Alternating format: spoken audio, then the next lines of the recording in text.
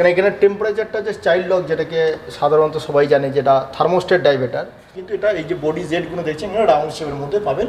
এবং এখানে সাথে কিন্তু যে ওভার হেড শাওয়ারটা, এবার এটা যেমন আপনার নর্মাল ডাইভেটার দিয়ে থাকবে, এখানে দুটো বডি জেট থাকবে, ওভার হেড শাওয়ার থাকবে, হ্যান্ড শাওয়ার থাকবে, স্পাউট থাকবে।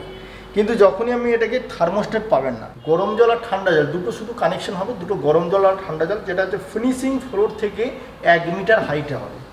নমস্কার বন্ধুরা, আমি স্যানিটারি হাউস থেকে বরুণ। আজকে আমরা দেখাবো জ্যাকোরের শাওয়ার প্যানেল, যেটাকে নিয়ে আমরা আগেও একবার দেখিয়েছি। সেই শাওয়ার প্যানেলের বিস্তারিত আলোচনা আমরা করব, যে শাওয়ার প্যানেলটা কীভাবে ইনস্টল করতে হয়, শাওয়ার প্যানেলের সুবিধা কী আছে, এবং শাওয়ার প্যানেলটা লাগানোর জন্য কোন পজিশনে বাথরুমে লাগানো উচিত, সেটাকে নিয়ে আপনাদের সঙ্গে কিছু আমরা শেয়ার করব।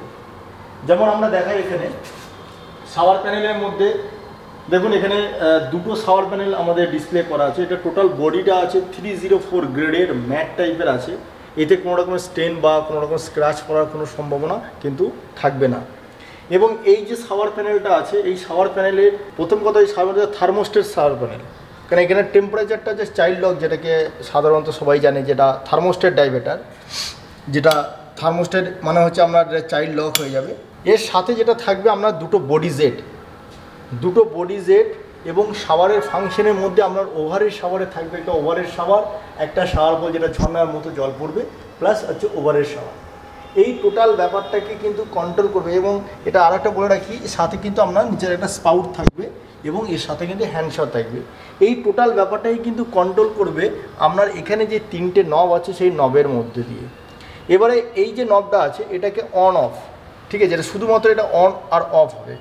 এবং এখানে যে কন্ট্রোল আছে, এটা আপনার ওভারের শাওয়ার, এটা এখানে বডি জেট, এখানে আপনার নিচে স্পাউট এবং এর সঙ্গে ওভারের শাওয়ার বিভিন্ন রকমভাবে আছে।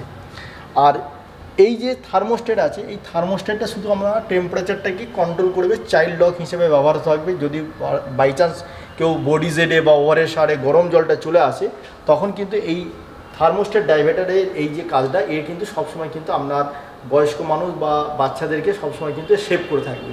এখানে আমরা যে শাওয়ারের ব্যাপারটা আমাকে দেখালাম, এই টোটাল ব্যাপারটা কিন্তু কন্ট্রোল হবে এই 3টে নবের মাধ্যমে, যেটাকে আমরা অন অফভাবে আমরা করব। এটাকে আমরা যেটা ওভারের শাওয়ারের দিকে ওভারের শাওয়ার, হ্যান্ড শাওয়ারের দিকে হ্যান্ড শাওয়ার, নিচে স্পাউটের দিকে স্পাউট, যেমন খুশি আপনি করতে পারবেন।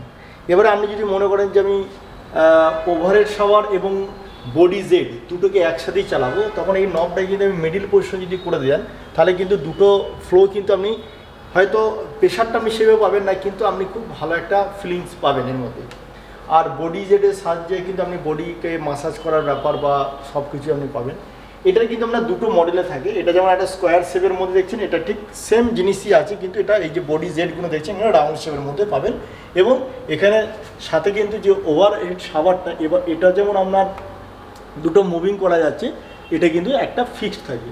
এটা যে আপনার 304 গ্রেডের একটা দুটো মডেলের আপনার শাওয়ার প্যানেল। এর সাথে সাথে আমাদের আরও অন্য অন্য ডিজাইনেরও শাওয়ার প্যানেল পাবেন। যেমন এখানে যেটা দেখাচ্ছি আমরা, এটা দেখুন একটা গ্লাসের মধ্যে। এই গ্লাসের মধ্যে এই যে শাওয়ার প্যানেলটা, এটা কিন্তু নর্মাল ডাইভেটার দিয়ে আছে। নর্মাল ডাইভেটার দিয়ে থাকবে, এখানে দুটো বডি জেট থাকবে, ওভারের শাওয়ার থাকবে, হ্যান্ড শাওয়ার থাকবে, স্পাউট থাকবে।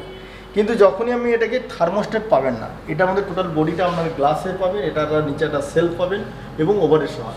এছাড়া অনেক রকমের কনসেপ্টের মধ্যে অনুযায়ী আপনি ব্ল্যাকের মধ্যে পাবেন, অনেক রকম ডিজাইনের আরও পাবেন।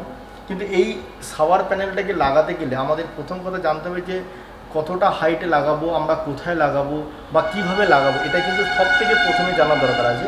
প্রথমে যেটা জানার দরকার আছে আপনার ওয়াটার প্রেশার। যদি ওয়াটার প্রেশার খুব ভালো থাকে, সেখানেই কিন্তু আপনি এই শাওয়ার প্যানেলটা লাগাতে পারবেন।